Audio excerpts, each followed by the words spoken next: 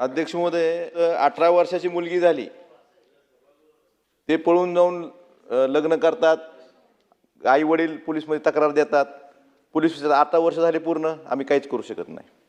हा खूप मोठा प्रश्न तयार झाला. एक उदाहरण द्यायचं अध्यक्ष महोदय मला. आमच्या मराठवाड्यातले बरेच मुलं मुली एक रिद्धी-सिद्धी आळंदीला जातात, तिथं एक मंगल कार्यालय आहे, रिद्धी-सिद्धी मंगल कार्यालय. ते सर्टिफिकेट देऊन टाकतात डायरेक्ट विवाहाचं. त्यांना कोणी अधिकार दिला?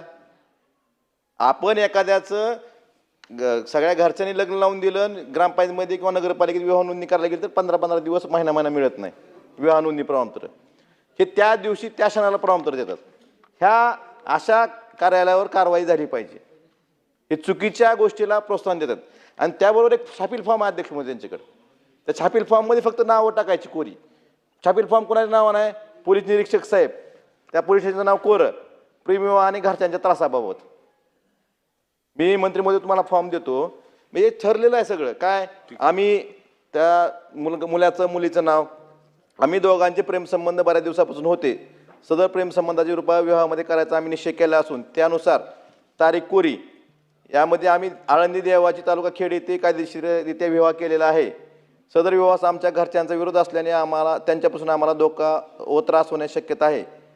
आम्ही दोघे वयाने सज्ञान असून आमच्या मर्जीने निर्णय घेण्याचा अधिकार आहे. सदर विवाहाबाबत घरच्यांची पोलिसात तक्रार केली असल्यास ती रद्द ठरवण्यास यावी, कारण आम्ही कायदेशीररित्या विवाह केलेला आहे. घरच्यांच्या लोकांपासून आम्हाला संरक्षण द्यावे, त्रास होतोय. हे त्यांच्याकडे छापील फॉर्म आहे. हे जे प्रकार आहेत ना असले मंगल कार्यालयाचे किंवा जे असे प्रमाणपत्र देतात, ह्याला अधिकार आहे का? विवाह नोंदणी निबंधक आहेत का? अशा लोकांना पायबंद कायद्याने घालणं गरजेचं आहे, एवढंच मला सांगायचंय. आणि या प्रथा थांबवल्या पाहिजेत. आपण विधानमंडळामध्ये कायदे बनवतो, पण बरेच जण असतात की कायद्यांचा गैरफायदा घेतात. सध्या आपल्या कायद्यामध्ये मुलीचं विवाहाचं वय हे 18 आहे आणि मुलांचं 21 आहे. म्हणणं असं आहे अध्यक्ष महोदय की 18 वर्षाचं वय झाल्याबरोबर किंवा मुलाचं 21 वर्ष वय झाल्याबरोबर पळून जाऊन जे लग्न होऊ लागले अध्यक्ष महोदय सध्या, ते अतिशय चिंताजनक आहे. आणि ते याच्याकरता आहेत की वय वर्ष 18 म्हणजे नुकतेच 12वी पास जास्तीत जास्त ते मुलं मुली झालेले असणार आहे अध्यक्ष महोदय. मुलगा सुद्धा काही कमावता 21व्या वर्षामध्ये अजून तुम्ही आणि मी कधी बघितलेला नसेल अध्यक्ष महोदय. मुलगी 18 वर्ष 2 दिवसाची झाली किंवा मुलगा 21 वर्षाचा झाला की ते तयारच असतात आणि लागलीच अध्यक्ष महोदय पळून जातात आणि त्याला गोंडच नाव देतात प्रेमविवाह. प्रेमविवाहाला हरकत नाही आहे अध्यक्ष महोदय, हरकत कुणाची असणार नाही, असायला नाही पण पाहिजे.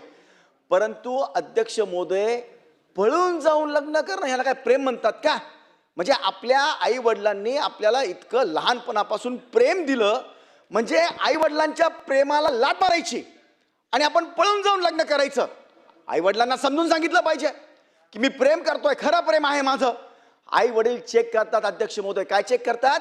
की हा मुलगा बरोबर कमावेल की नाही. मुलगी तर घरातनं जाते, मुलगा तो त्याच्या घरी राहील किंवा आणखीन कुठे राहील अध्यक्ष महोदय, परंतु मुलगी घरातनं एकदा निघून गेली की तिला अनंत समस्यांना तोंड द्यावं लागतं. आणि 18 वर्षाचं वयच असं असतं अध्यक्ष महोदय की जे म्हणजे तुम्हाला एकतर सोशल मीडियाचा पण अतिप्रभाव त्याच्यामध्ये निमित्त आहे. नो डाऊट की आई वडिलांच्या पण काही चुका असतील, परंतु अध्यक्ष महोदय आपल्याला काही कायद्याच्या फ्रेम्स बनवावे लागणार आहेत. 18 वर्षाच्या नंतर जर मुला मुलींना लग्न करायचं असेल, लग्न कुणाचंही असो, विवाहाची नोंदणी सरकारकडे केल्यानंतरच लग्न त्यांनी केलं पाहिजे अध्यक्ष महोदय. 18 वर्षाचं वय झालं, तुम्ही पळून चाललेत आणि तिथून ते लिहितात PI ला तिथल्या लोकलच्या की आम्ही आता येतोय आणि मला माझ्या आई वडिलांकडनंच जीवे मारण्याचा धोका आहे. अरे हे काय प्रकार चालले अध्यक्ष महोदय? मी पुन्हा सांगतो, 18 वर्ष मुलीचं वय म्हणजे अवघ्या फक्त 12वी पास किंवा तिला ग्रॅज्युएशनचं पहिलं वर्ष असणार आहे. आई वडील काय बघणार अध्यक्ष महोदय? मुलगा चांगला आहे की नाही, हा भविष्यामध्ये बरोबर त्याचं कुटुंब चालवेल की नाही, ह्याचं समाजामध्ये वर्तन कसं आहे, ह्याच्या सगळ्या बाकीच्या हॅबिट्स कशा आहेत, हे आई वडील चेक करूनच मुला मुलीचं लग्न लावतात. किंवा मुलंवाले असले तरी त्या मुलीच्या बाबतीमध्ये चेक करतील. परंतु असा कोणताही विचार न करता अध्यक्ष महोदय हे पळून जाण्याचे प्रकार जे वाढलेले आहेत त्याला आपल्याला कायदेशीर पायबंद घालण्याची गरज आहे. आणि सगळ्यात महत्त्वाचं काय अध्यक्ष महोदय, जाताना तर जातात, पण तुम्ही कित्येक उदाहरणं बघा, 80% विवाह हे टिकत नाहीत. लग्न झाल्यानंतर डिवोर्स घेतात आणि मग नंतर स्वतःला लाज वाटते पुन्हा आईवडिलाकडे येण्याची, किंवा आले तरी ते आईवडील त्यांना ॲक्सेप्ट करायला तयार नसतात. त्यांना सामाजिक ह्याच्यामध्ये काहीतरी अपमान झाल्यासारखं अध्यक्ष महोदय वाटतंय. मी म्हणून सांगितलं अगोदरच की आपल्या आईवडिलांना विश्वासात घेऊन किंवा घरच्यांना, पालकांना, भावाला विश्वासात घेऊन, प्रेम काय असं पळून जाण्याचं असतं का? प्रेम आहे ना अध्यक्ष महोदय? जर त्यांना 18 वर्षाचा नंतर जर लग्न करायचं असेल असं पळून जाऊन किंवा स्वतःच्या मनाने, तर त्यांना काउन्सिलिंग गव्हर्नमेंटची असली पाहिजे. त्या आई वडिलांना चान्स दिला पाहिजे की ते समोरवाल्याचं कुटुंब किंवा तो मुलगा काय कमावतो आहे ते, आणि तोपर त्याला करायचंच असेल. असे बरेच आई वडील सुद्धा आहेत की ते खरं प्रेमविवाह आहे, मुलगा चांगला आहे, तरी ते संमती देत नाही, विनाकारणचे खोटे सामाजिक प्रश्न निर्माण करतात. जर असं कुणी केलं किंवा इतोपर त्यांना लग्न करायचं असेलच, तर किमान मुलीचं वय 21 वर्ष.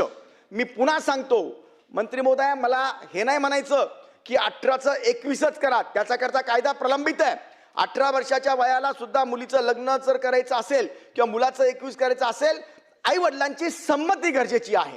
त्यांना चेक करू द्या सगळ्या सामाजिक बाबी. आणि इतोपर समजा आई वडील नाही ऐकत आहे, तर 21 वर्षाची मुलगी आणि 24 वर्षाचा मुलगा झाल्यानंतर त्यांनी त्यांच्या मनाप्रमाणे करावं, अशी माझी अध्यक्ष महोदय आपल्याला कळकळीची विनंती आपल्या मार्फत मंत्री महोदयांना आहे. यामध्ये कायद्याचे अनेक बंधनं टाकण्याचे अध्यक्ष महोदय गरज आहे. आज समाजामध्ये हे मुलं मुली असे गेल्यामुळे अध्यक्ष महोदय नंतर शासनावर सुद्धा हा लोड येतोय, प्रत्यक्ष अप्रत्यक्ष. कारण नंतर त्यांच्या रोजगारांच्या संध्या बघा, नंतरच्या आरोग्याच्या समस्या बघा, अनंत प्रॉब्लेम ह्या आपल्या शासनाला सुद्धा अध्यक्ष महोदय सहन करावे लागतात. आणि म्हणून माझी विनंती आहे, 2-3 बाबीच्या माझ्या विनंत्या आहेत अध्यक्ष महोदय. नंबर 1, याचं आणखी एक कारण असं आहे की सोशल मीडिया, एक मिनिट राजू बसून बोलू नका. अध्यक्ष महोदय, यामध्ये सोशल मीडिया सुद्धा जबाबदार आहे.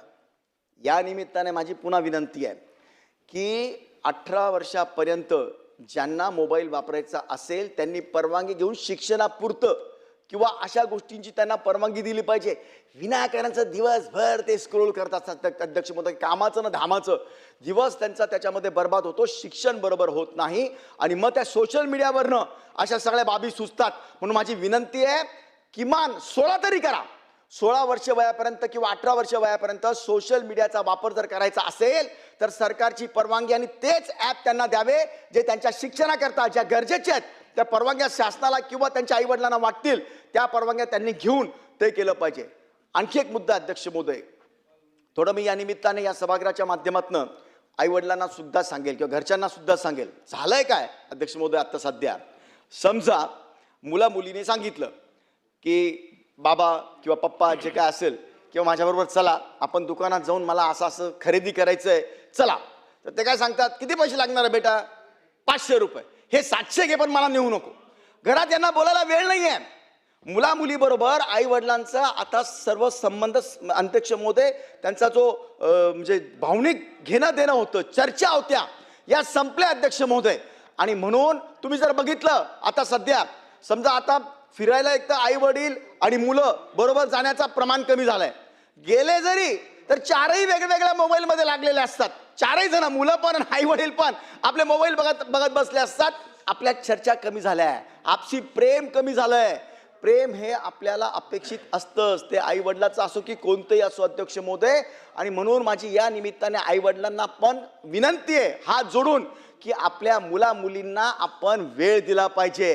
किमान 8 दिवसात त्यांच्याबरोबर बाहेर गेलं पाहिजे.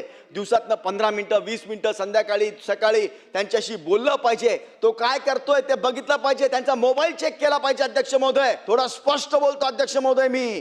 गावागावामध्ये जिल्हा परिषदेच्या शाळामध्ये आपल्याला मोफत पुस्तकं पाहिजे, मोफत खिचडी पाहिजे, मोफत गणवेश पाहिजे, शिक्षण मोफत पाहिजे, बिल्डिंग्स पाहिजे, सर्व पाहिजे. परंतु कधी आई वडील जाऊन बघतात का की महिन्याच्या कमीत कमी एका शनिवारी की माझा मुलगा किंवा मुलगी काय शिकतोय, काय येतंय त्याला, त्यांना जर समजत नसेल. हे कधीही शाळेमध्ये मी गेलेले बघितले नाही की माझ्या मुला मुलीला काय येतं काय नाही येत. म्हणून हा दुहेरी संगम होणं अत्यंत गरजेचं आहे अध्यक्ष महोदय. दर 4 गल्लीला दर हप्त्याला आम्ही एक प्रकरण आता सध्या हँडल करतोय. कित्येक मुलं मुली पळून जाऊन त्यांना अपत्य होतात, तो मिस्टर त्यांना सोडून देतो आणि मग ते मुलगा मुलीला त्याचे आई वडील सुद्धा म्हणजे ऍक्सेप्ट करत नाही आणि ती मुलगी वाऱ्यावर पडते.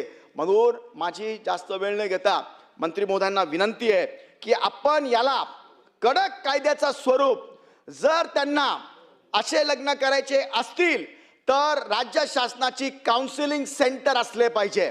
18 वर्षाच्या आणि 21 वर्षाच्या आतले कायद्याचं जे विवाहाचं बंधन आहे ते तुम्ही अधिकचं जे करणार आहेत केंद्राच्या कायद्याप्रमाणे त्यालाही पाठपुरावा करा. पण आता ज्यांना लग्न करायचे असतील कुणालाही 18 वर्षाचे असो, 20 वर्षाचे असो, 25 वर्षाचे असो, शासनाकडे विवाहाची नोंदणी केल्याशिवाय हे लग्न होऊ नये आणि त्यांच्या आईवडिलांना तो चान्स द्यावा की त्याचं समोरवाल्याचं कुटुंब कसं आहे. अनेक गोष्टी अध्यक्ष महोदय बोलण्यासारख्या आहेत, परंतु माझा जो जिस्ट आहे या सगळ्यातला बोलण्याचा तो इतकाच आहे की समजून उमजून साऱ्या गोष्टी झाल्या तर हरकत नाही. वयाचा परिपक्वतेचा अभाव, शिक्षणाचा अभाव, आपल्या हार्मोन्स किंवा शारीरिक जी आपली ही असते त्याचं सगळं अट्रॅक्शन, या सगळ्या गोष्टींमुळे वय जरी 18 वर्ष लग्नाचं असलं तरीही आपली पूर्ण भान नसल्यामुळे अशा बाबी घडतात आणि समाजामध्ये विद्रूप रूप तयार याच्यामुळे होऊ लागलेला आहे. म्हणून या बाबतीकरता माननीय मंत्री महोदया आपण कोणते कायदेशीर बंधनं टाकणार आहात कृपया आपण सांगावं.